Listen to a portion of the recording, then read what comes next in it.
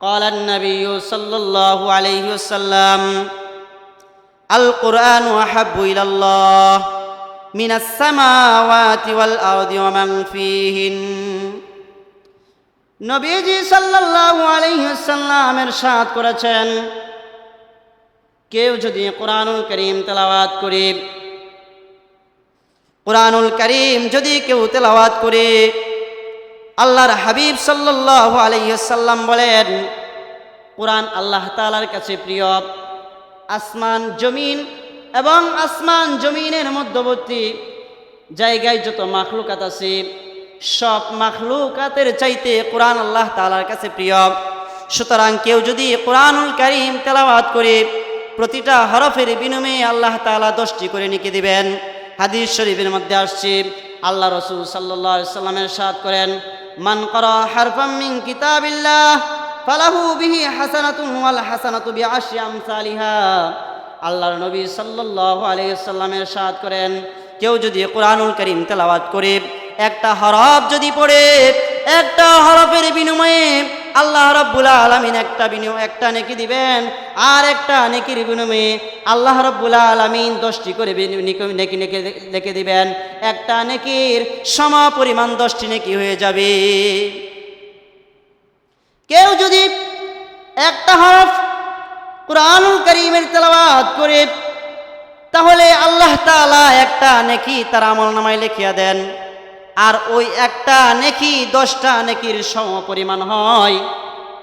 নবীজি সাল্লাল্লাহু আলাইহি সাল্লাম বলেন, কেউ বলল আলিফ লাম মিম, তাহলে তার সাথে সাথে 30টা নেকি হয়ে গেল। নবীজি বলেন, লা আকুলু আলিফ লাম মিম হারফুন, আমি বলি না। নবীজি বলতেছেন, আমি বলি না কোরআনের আলিফ লাম মিম যদি কেউ তেলাওয়াত করে, একটি হরফের সওয়াব হবে, 10টি নেকি হবে, আমি বলি না। বরং একটা হরফের বিনিময়ে আল্লাহ রাব্বুল আলামিন 10টি করে নেকি লিখে দিবেন। বাল আলিফুন হারফুন, লামুন হারফুন, মিমুন হারফুন। আল্লাহ রাব্বুল আলামিন আলিফ একটা হরফ, আলিফের বিনিময়ে 10টি নেকি দিবেন। লাম একটি হরফ, লামের বিনিময়ে 10টি নেকি দিবেন। মিম একটি হরফ, মিমের বিনিময়ে 10টি নেকি দিবেন। আলিফ লাম মিম যখন বান্দা তেলাওয়াত করবে, আল্লাহ পাক রব্বুল আলামিন সাথে সাথে তার আমলনামায় 30টি নেকি লিখিয়া দিবেন। কোরআনুল কারীম এটা আল্লাহ তাআলার কালাম। কোরআনুল কারীম আল্লাহ তাআলার কথা। তাওরাত আল্লাহ তাআলার কিতাব, জাবুর আল্লাহ তাআলার কিতাব, ইনজিল আল্লাহ তাআলার কিতাব। আল্লাহ রাব্বুল আলামিন তাওরাত, জাবুর, ইনজিল নবীদের প্রতি প্রেরণ করেছেন। আল্লাহ পাক রব্বুল আলামিন ওইগুলা পাঠ করেননি, তেলাওয়াত করেননি। কিন্তু কোরআনুল কারীম এমন এক কিতাব যেটা আল্লাহ রাব্বুল আলামিন স্বয়ং নিজে তেলাওয়াত করেছেন, পাঠ করেছেন। আল্লাহ রাব্বুল আলামিনের তেলাওয়াত শুনে জিবরাইল আলাইহিস সালাতু ওয়াস সালাম আল্লাহর নবীর কাছে এসে তেলাওয়াত করেছে। আল্লাহর নবী সাল্লাল্লাহু আলাইহি ওয়াসাল্লাম শুনে সাহাবায়ে কেরাম আজমাইনদের মাঝে তেলাওয়াত করেছে। তাহলে কি বুঝলাম? কোরআনুল কারীম সরাসরি আল্লাহ পাক রব্বুল আলামিনের পক্ষ থেকে কালাম, আল্লাহ তাআলার কথা, সরাসরি আল্লাহ রাব্বুল আলামিনের কথা। এই জন্য যারা কোরআনুল কারীমের তেলাওয়াত করবে, তারা সরাসরি আল্লাহ রাব্বুল আলামিনের সাথে কথা বলে। যারা আল্লাহ রাব্বুল আলামিনের সাথে কথা বলতে চায়, তারা যেন কোরআনুল কারীম তেলাওয়াত করে। যারা কোরআনুল কারীম তেলাওয়াত করে, তারা স্বয়ং রব্বুল আলামিন আল্লাহ তাআলার সাথে কথা বলে। মুহতারাম হাজরিন, এই কোরআনুল কারীম আল্লাহ তাআলার কাছে সবচেয়ে প্রিয়। দারামি শরীফে একটি হাদিস আসছে, আল্লাহ রাসূল সাল্লাল্লাহু আলাইহি ওয়াসাল্লাম ইরশাদ করেছেন, قال النبي صلى الله عليه وسلم القرآن أحب إلى الله من السماوات والأرض ومن فيهن আল্লাহর নবী সাল্লাল্লাহু আলাইহি ওয়াসাল্লাম ইরশাদ করেন, কোরআন আল্লাহ তাআলার কাছে 7 আসমান 7 জমিন এবং উহার মধ্যবর্তী যত মাখলুকাত আছে সব মাখলুকাতের চাইতে আল্লাহ তাআলার কাছে প্রিয়। কুরআনুল কারীম আসমান জমিনের মধ্যবর্তী জায়গায় যত মাখলুকাত আছে সমস্ত মাখলুকাতের চাইতে আল্লাহ রাব্বুল আলামিনের কাছে প্রিয় কুরআনুল কারীম।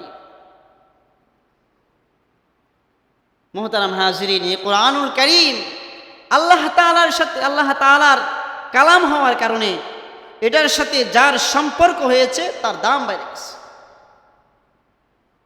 কালামে পাকের সাথে যে জিনিসের সম্পর্ক হয়েছে সেই জিনিসের দাম আল্লাহ রাব্বুল আলামিনের কাছে।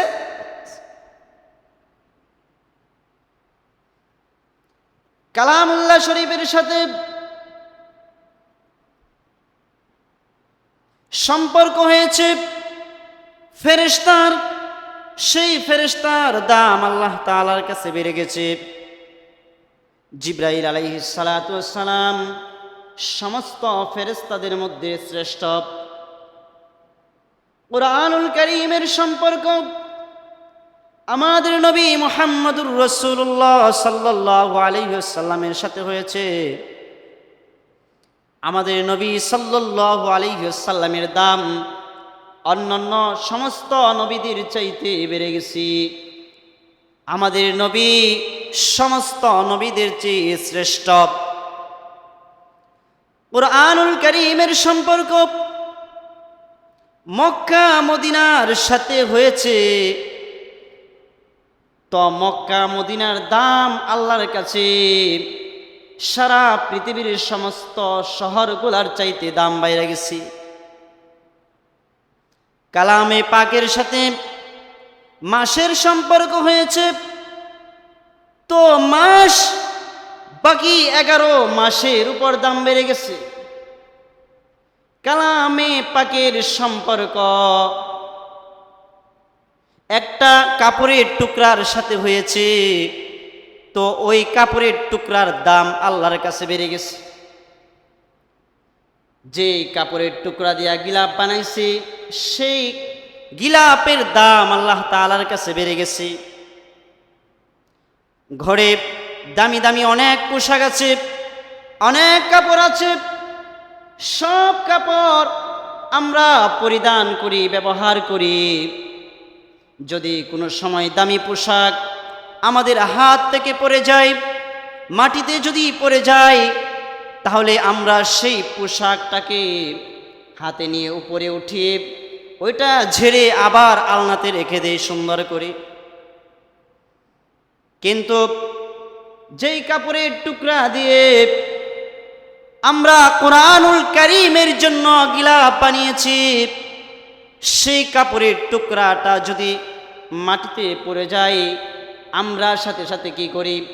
সাথে সাথে সেই কাপড়টাকে উঠাই, উপরে উঠি, সেই কাপড়টা আমাদের বুকে লাগাই, আমাদের মুখে লাগাই, চুমু খাই, সুন্দর করে মোহাব্বত করে সেই কাপড়টাকে আপন জায়গায় রেখে দে।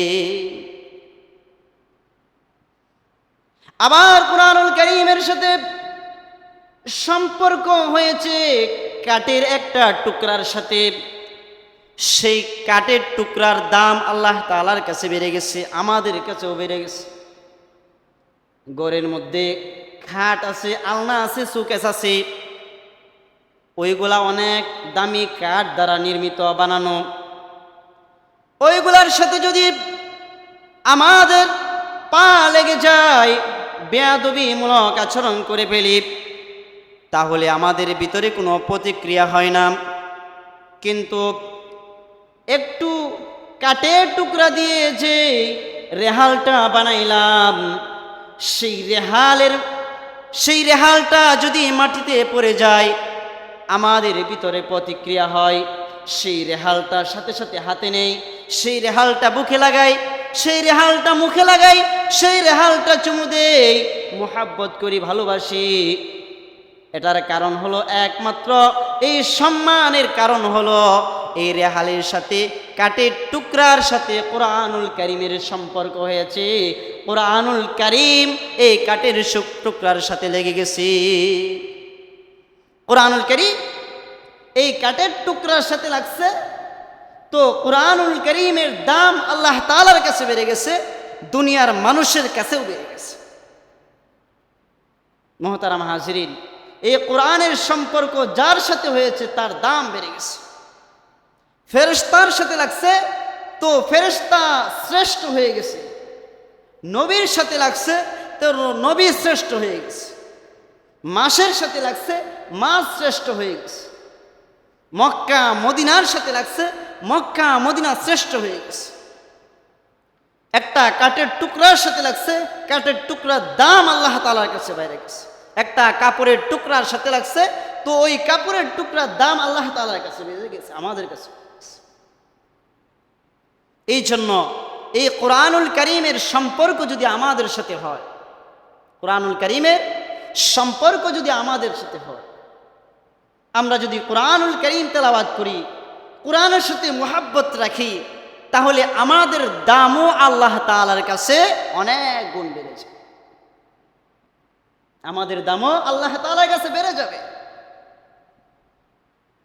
আমরা তো কোরআনুল কারীম তেলাওয়াত করি না, কোরআনের সাথে সম্পর্ক রাখতে চাই না, কোরআনওয়ালার সাথে সম্পর্ক রাখতে চাই।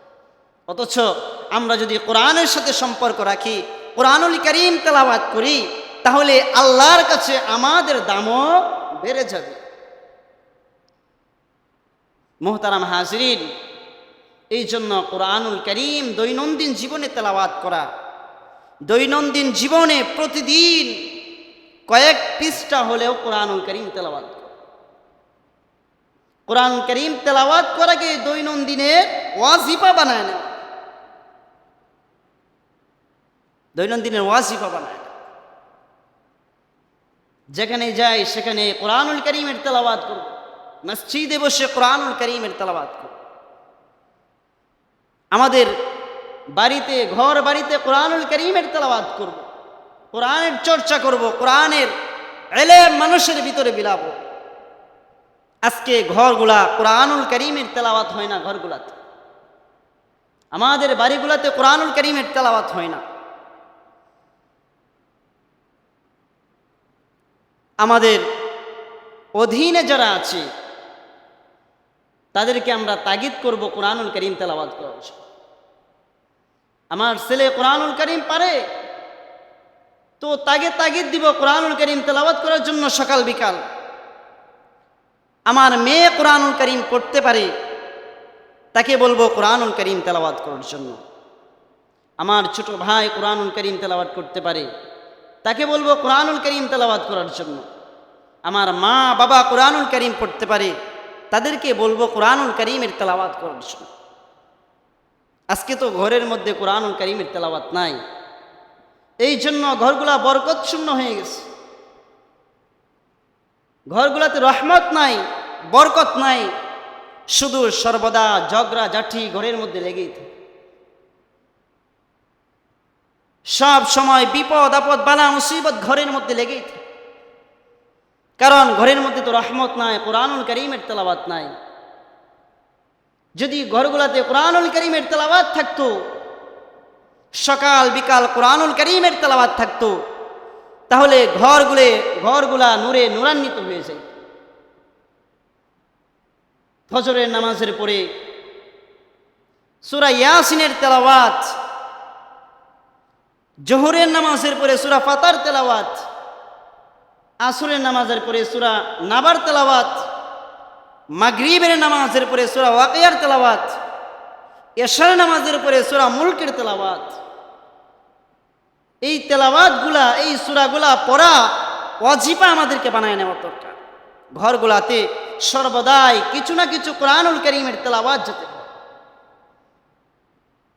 আমরা যখন ছোট ছিলাম তখন দেখতাম আমাদের মা চাচিরা, আমাদের ফুফি দাদিরা সকালবেলা ঘুম থেকে উঠত, ভোরে ঘুম থেকে উঠে ফজরের নামাজ আদায় করত।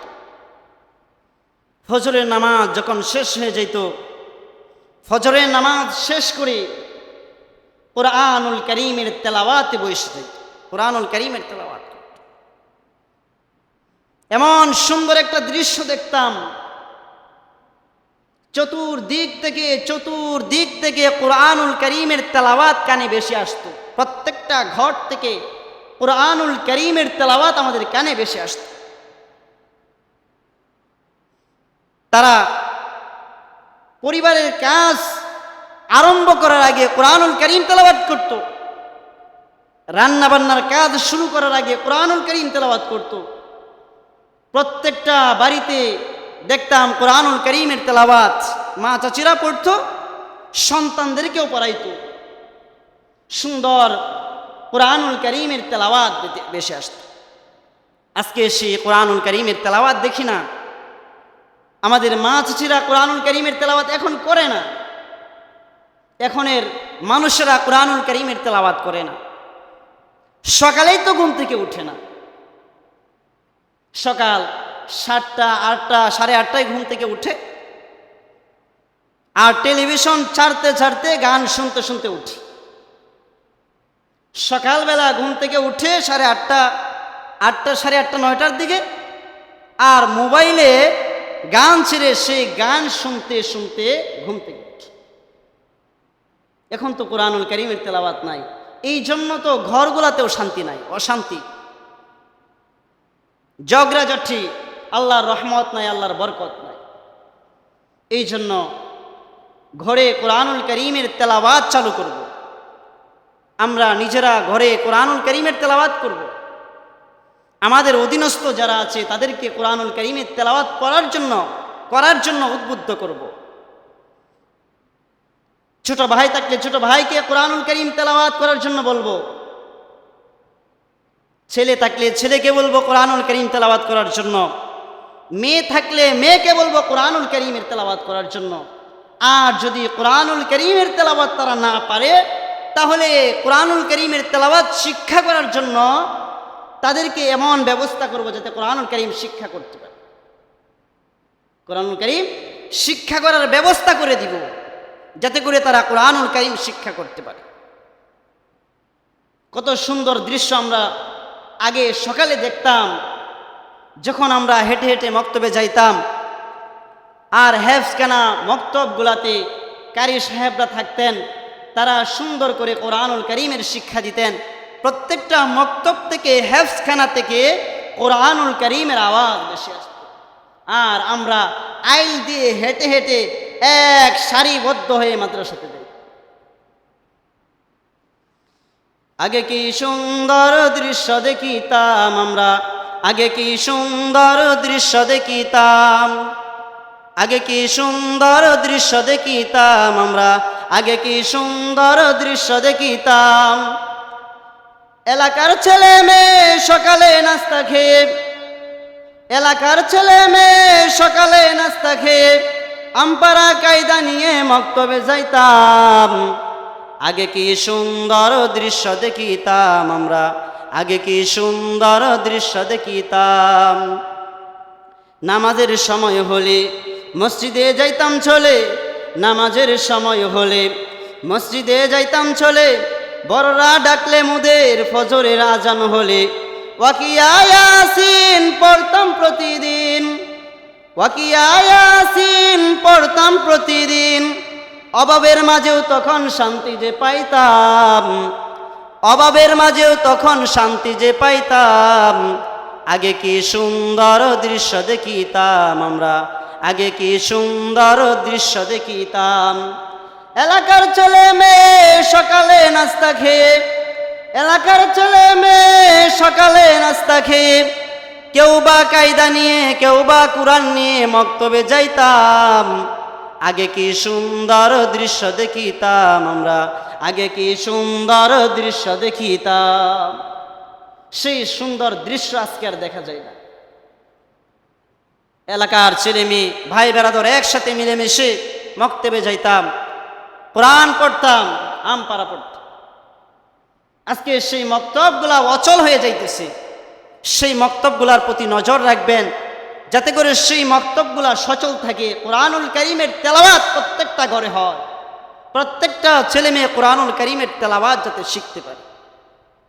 মুহতারাম হাজরিন, বলতেছিলাম কোরআনুল কারীমের তেলাওয়াত বেশি বেশি করা।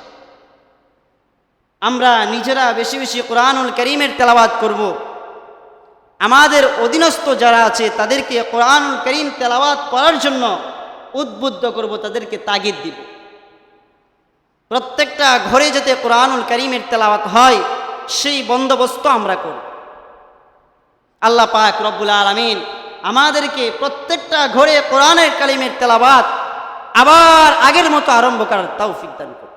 মুহতারাম হাজরিন, কোরআনের সাথে যদি সম্পর্ক রাখি, স্বয়ং আসমানের মালিক আল্লাহর সাথে সম্পর্ক রাখা হবে। কোরআনকে যদি ভালোবাসি, আসমানের মালিক আল্লাহ তাআলা আমাদেরকে ভালোবাসবে, আল্লাহ তাআলা আমাদেরকে মহাব্বত করবেন, ভালোবাসবেন। কারণ কোরআনুল কারীম আল্লাহ তাআলার কাছে সবচেয়ে প্রিয়। এই জন্য কোরআনুল কারীমের সাথে মহাব্বত রাখবো, কোরআনুল কারীম তেলাওয়াত করব। সওয়াব তো আছেই, যদি কোরআনুল কারীম তেলাওয়াত আমরা করি তাহলে প্রতিটা হরফের বিনিময়ে আল্লাহ তাআলা 10টি করে লিখে দিবেন। قال النبي صلى الله عليه وسلم القرآن أحب إلى الله من السماوات والأرض ومن فيهن। নবীজি সাল্লাল্লাহু আলাইহি ওয়াসাল্লাম ইরশাদ করেছেন, কেউ যদি কোরআনুল কারীম তেলাওয়াত করে, কোরআনুল কারীম যদি কেউ তেলাওয়াত করে, আল্লাহর হাবিব সাল্লাল্লাহু আলাইহি ওয়াসাল্লাম বলেন, কোরআন আল্লাহ তাআলার কাছে প্রিয়। আসমান জমিন এবং আসমান জমিনের মধ্যবর্তী জায়গায় যত মাখলুকাত আছে, সব মাখলুকাতের চাইতে কোরআন আল্লাহ তাআলার কাছে প্রিয়।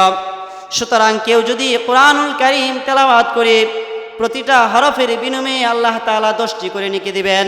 হাদিস শরীফের মধ্যে আসছে, আল্লাহ রাসূল সাল্লাল্লাহু আলাইহি ওয়াসাল্লাম ইরশাদ করেন, মান ক্বারা হারফাম মিন কিতাবিল্লাহ ফালাহু বিহি হাসানাতুন ওয়াল হাসানাতু বিআশরি আমসালিহা।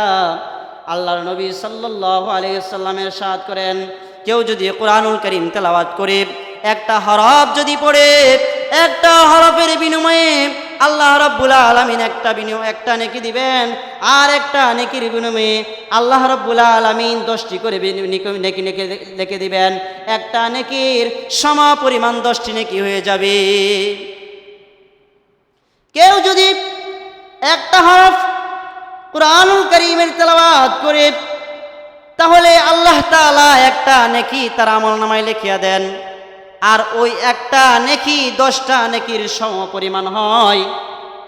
নবীজি সাল্লাল্লাহু আলাইহি সাল্লাম বলেন, কেউ বলল আলিফ লাম মিম, তাহলে তার সাথে সাথে 30টা নেকি হয়ে গেল। নবীজি বলেন, লা আকুলু আলিফ লাম মিম হারফুন, আমি বলি না।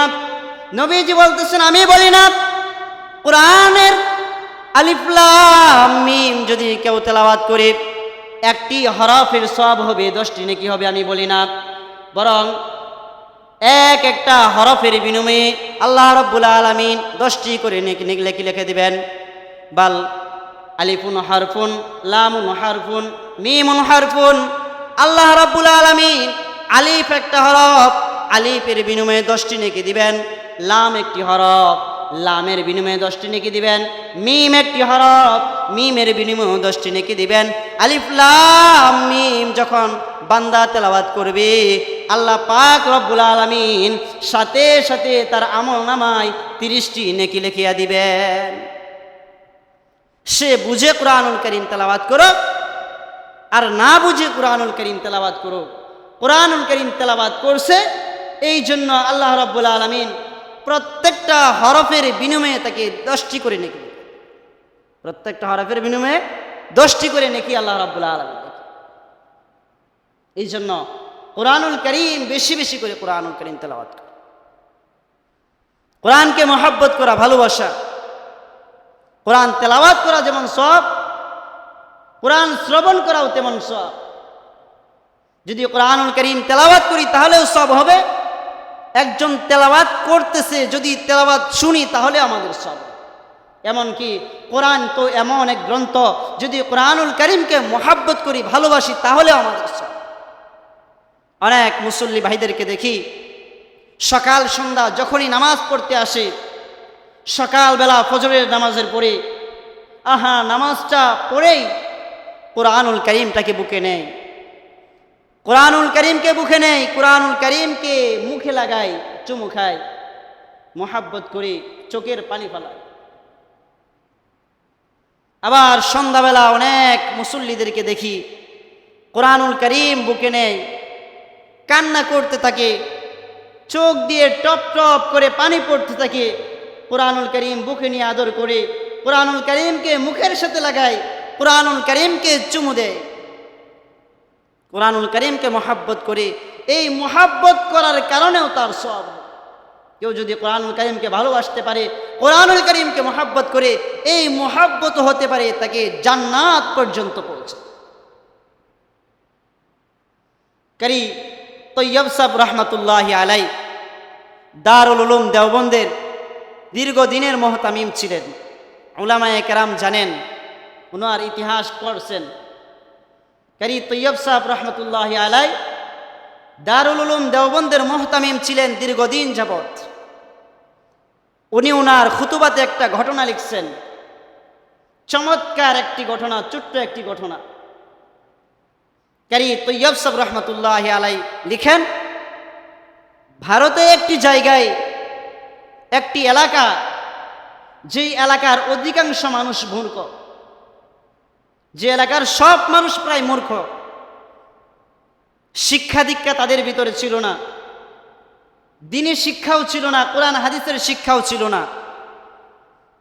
ওই এলাকার সব মানুষ মূর্খ ছিল, কোরআন পড়তে পারে না, হাদিস পড়তে পারে না, কোরআন হাদিসের জ্ঞান তাদের ভিতরে নাই, দুনিয়াবি কোনো জ্ঞানও তাদের ভিতরে নাই। তো ওই এলাকাতে একবার একজন লোক ইন্তেকাল করছে, একজন লোক মারা গেছে। মুসলমান তো, তাকে দাফন কাফনের ব্যবস্থা করতে হবে, গোসলের ব্যবস্থা করতে হবে, জানাজা পড়াতে হবে। তারা গোসল দিতে পারে না, জানাজা পড়াইতে পারে না, তারা তাকে কবরে রাখবে সেই জ্ঞান বুদ্ধি তাদের নাই, সেই ইলম তাদের নাই। মহা বিপদে পড়ে গেল, মহা মুসিবতে পড়ে গেল। এবার তারা চিন্তা করতেছে, যেই লোক ইন্তেকাল করছে তার দুইটা ছেলে আছে, তারা চিন্তা করতেছে আব্বা ইন্তেকাল করছে,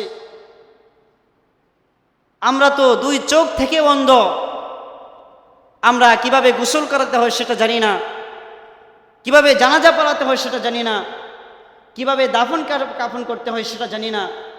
আমাদের এলাকাতে এমন মানুষও নাই যারা আমাদের বাবাকে গোসল করাবে, কাফন দাফন দিবে, তারপরে জানাজা পড়াবে, কেউ তো নাই এরকম। সকলে চিন্তা করতেছে কি করা যায়, আলেম কোথায় খুঁজে পায়, হুজুর কোথায় খুঁজে পায়। এলাকাবাসীকে জানাইল, এলাকাবাসী সকলেই শুনতে পাইল লোকটা ইন্তেকাল করেছে, কিন্তু তার কাপন দাপনের ব্যবস্থা কে করবে, তার জানাজা কে পড়বে? আমরা তো কেউই জানাজা পড়তে পারি না, আমরা তো কেউ গোসল দিতে পারবো না, সেই জ্ঞান আমাদের ভিতরে নাই। দেখো এলাকার ভিতরে পার্শ্ববর্তী এলাকায় কোনো আলেম আছে কিনা, আমাদেরকে একজন আলেমের শরণাপন্ন হতে হবে, একজন আলেমের কাছে যাইতে হবে, একজন আলেম আমাদের বড়ই প্রয়োজন। সকলেই খুঁজে আলেমের খুঁজে বের হয়ে গেল, আলেম তো খুঁজে পাই না, হুজুর খুঁজে পাই না। এক পর্যায়ে তারা ওই মৃত ব্যক্তির দুই সন্তান রাস্তার পাশে গিয়ে দাঁড়াইল, দেখি রাস্তা দিয়ে কোনো হুজুর যায় কিনা, কোনো আলেম যায় কিনা। দীর্ঘক্ষণ দাঁড়িয়ে থাকার পরে হঠাৎ করে দেখে একজন হুজুর রাস্তা দিয়ে সাইকেল চলে যাইতেছে, ওই হুজুরকে থামাইল। ছেলে দুইটা ওই হুজুরকে বলতেছে, হুজুর আমাদের বাবা ইন্তেকাল করেছে, আমাদের বাবা ইন্তেকাল করেছে, কিন্তু আমরা গোসল দিতে পারি না, গোসল দেওয়া জানি না, কাফন কিভাবে পরাতে হয় সেটা জানি না, জানাজা কিভাবে পরাতে হয় সেটা জানি না, কবরে কিভাবে রাখতে হয় সেটা জানি না, আমাদের বাবা ইন্তেকাল করেছে। হুজুর আপনি যদি আমাদের সাথে একটু আসতেন, আমাদের বাবাকে যদি একটু কাফন দাফনের ব্যবস্থা করতেন, জানাজার ব্যবস্থা করতেন। হুজুর বলতেছেন, আমার অফিসের সময় হয়ে গেছে, আমাকে চলে যেতে হবে, অফিসের টাইম হয়ে গেছে। ছেলে দুইটা নাসুর বান্দা হুজুরকে বলতেছে, হুজুর আপনি যদি না যান আমাদের বাবার কি অবস্থা হবে, আমরা তো কাজকর্ম পারি না। এক পর্যায়ে তাদের অবস্থা দেখে হুজুর রাজি হয়ে গেলেন, সন্তান দুইটার বাড়িতে গেলেন, মৃত ব্যক্তির বাড়িতে গেলেন। এবার মৃত ব্যক্তির বাড়িতে গিয়ে হুজুর তাদেরকে সান্ত্বনা দিলেন এবং মৃত ব্যক্তির গোসলের ব্যবস্থা করলেন।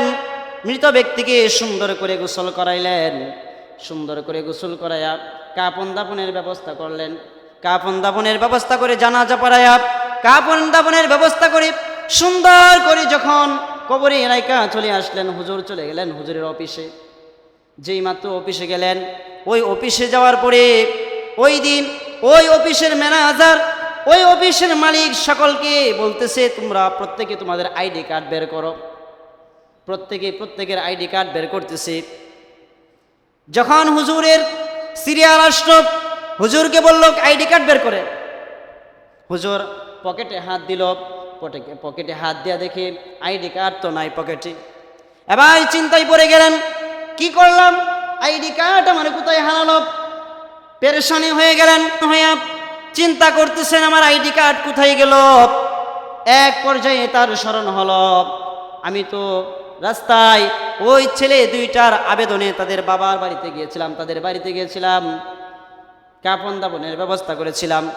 যখন কবরে রাখছিলাম তার বাবাকে, সম্ভবত ওই সময় আমার পকেট থেকে আইডি কার্ডটা পড়ে গেছে। হুজুর আবার চলে আসলেন ওই মৃত ব্যক্তির বাড়িতে, ওই এলাকাতে চলে আসলেন। তাদেরকে জিজ্ঞেস করলেন, আপনারা কি একটা আইডি কার্ড পাইছেন? কোন আমরা আইডি কার্ড পাই নাই।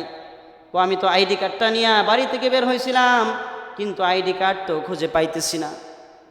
আমার খুব ধারণা, আমার খুব সম্ভব ওই কবর যখন খনন করেছি, লাশ যখন কবরে রেখেছি, ওই সময় আইডি কার্ড সম্ভবত ওই কবরের মধ্যে পড়ে গেছে। এবার সন্তান দুইটাকে বলতেছে, সম্ভবত তোমাদের বাবার কবরে আমার আইডি কার্ড পড়ে গেছে, তোমরা যদি অনুমতি দাও তাহলে তোমাদের বাবার কবরটা একটু খনন করে আইডি কার্ডটা উঠাতে চাই। সন্তান দুইটা বলল, হুজুর এই ব্যাপারে তো আমরা তেমন কিছু জানি না, আমাদের কোরআন হাদিসের জ্ঞান নাই, আপনি সবচেয়ে ভালো জানেন, সুতরাং আপনি যেটা ভালো মনে করেন সেটাই করেন। হুজুর এবার কবরটা একটু খনন করলেন, একটু গর্ত করলেন। যেই মাত্র কবরটা একটু ফাঁক করলেন, মাটি একটু ফাঁক করেছেন, সাথে সাথে কবর থেকে সুন্দর গ্রান আসতেছে, মেশকে আম্বরের মতো গ্রান, সুন্দর গ্রান, ফুলের বাগান থেকে গ্রান সুন্দর করে কবর থেকে আসতেছে। হুজুর তো অবাক হয়ে গেলেন। সাথে সাথে সেই ফুলের গ্রানে পুরা এলাকা বিমোহিত হয়ে গেছে। আর সকলে বলতেছে, এত সুন্দর গ্রান কোথায় থেকে আসতেছে? হুজুর বলতেছেন, এই কবর থেকে এত সুন্দর গ্রান আসতেছে, এই কবরবাসী হয়তো দুনিয়াতে থাকা অবস্থায় এমন কোনো আমল করত, এমন ভালো কোনো আমল করত যেটা আল্লাহর কাছে পছন্দনীয় হয়েছে, আল্লাহ যেটা পছন্দ করেছেন, এই জন্য তার আমলের বিনিময়ে কবরটাকে জান্নাতের টুকরা বানিয়ে দিয়েছেন, ফুলের বাগান বানিয়ে দিয়েছেন।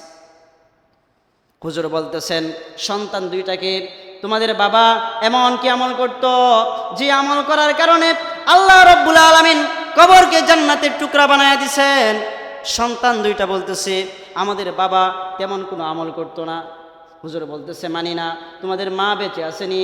ক মা বেঁচে আসি। ও তোমাদের মার কাছে নিয়ে যাও। এক পর্যায়ে মার কাছে নিয়ে গেল। মৃত ব্যক্তির স্ত্রীকে জিজ্ঞেস করল, আপনার স্বামী দুনিয়াতে থাকা অবস্থায় এমন কি আমল করেছে যে আমল করার কারণে আল্লাহ রাব্বুল আলামিন তার কবরটাকে জান্নাতের টুকরা বানায় দিয়েছেন?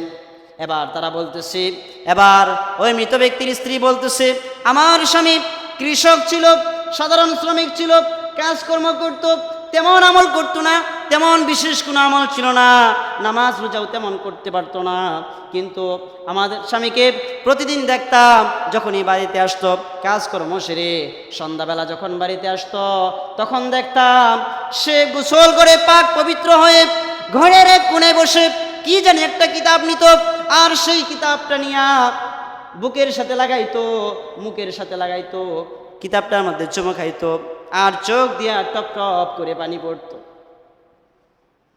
এবার হুজুর বললেন, সেই কিতাবটা কি আমাকে একটু দেখাইতে পারবা? বলতেছে, হ্যাঁ হুজুর দেখাইতে পারবো। বলতেছে, আনো সেই কিতাবটা।